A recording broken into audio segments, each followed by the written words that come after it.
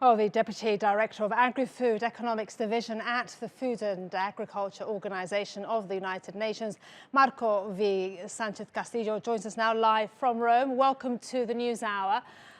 This figure is incredible, isn't it? Nearly 12% of the world's population were undernourished last year. How much is the pandemic to blame here? Well, that's the question. How much the pandemic it's to blame?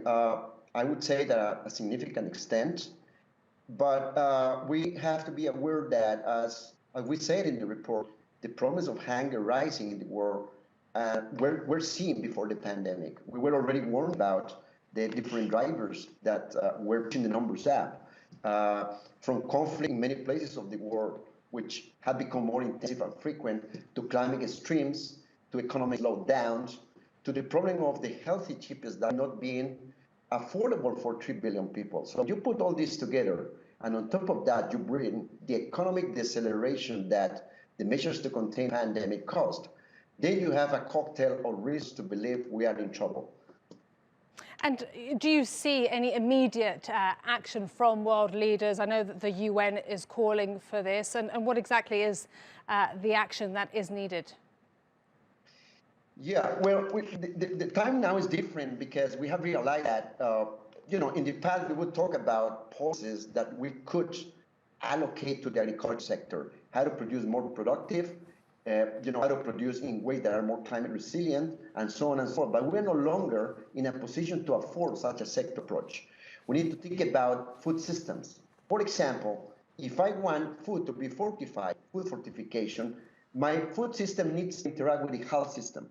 If I want a policy by means of which a school feeding program will enable food for children, nutritious food for children, I need to interact with the education system.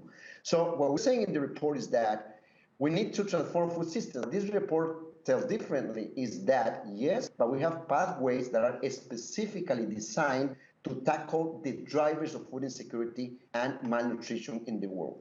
How do you do that somewhere, that we talk about a lot, Ethiopia, Tigray, somewhere that's facing famine?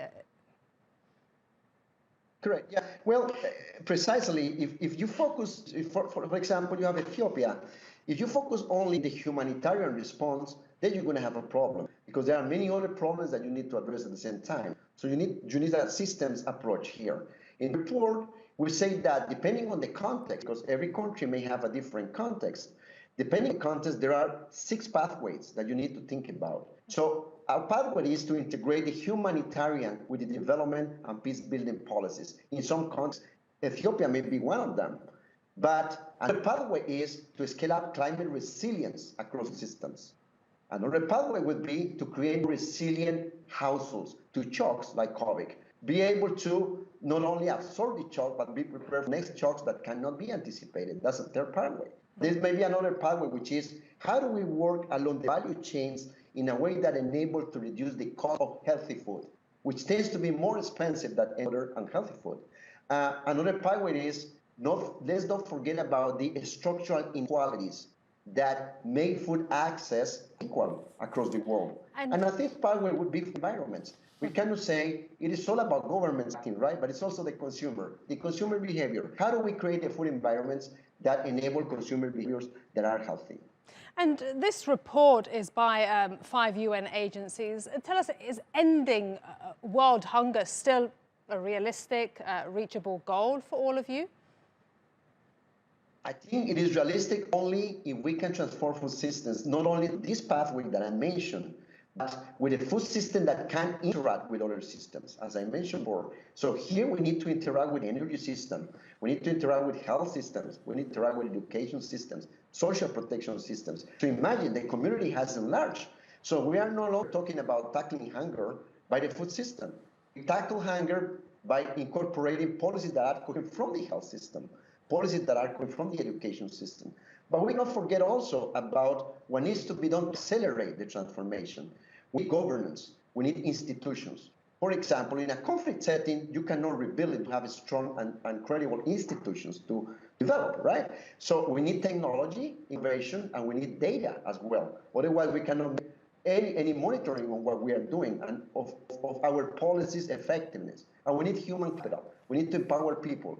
We need to empower women, children, indigenous populations that need to have a prominent role in the food system. So it's no longer about farmers. It's about consumers. It's about women. It's about children. It's about all actors in the value chain. Okay. We'll leave it there, and we wish you the best of luck with your work so that we don't see, again, over 10% of the world's population going hungry for another year. Thank you so much, Marco V Sánchez Cantillo. Thank you.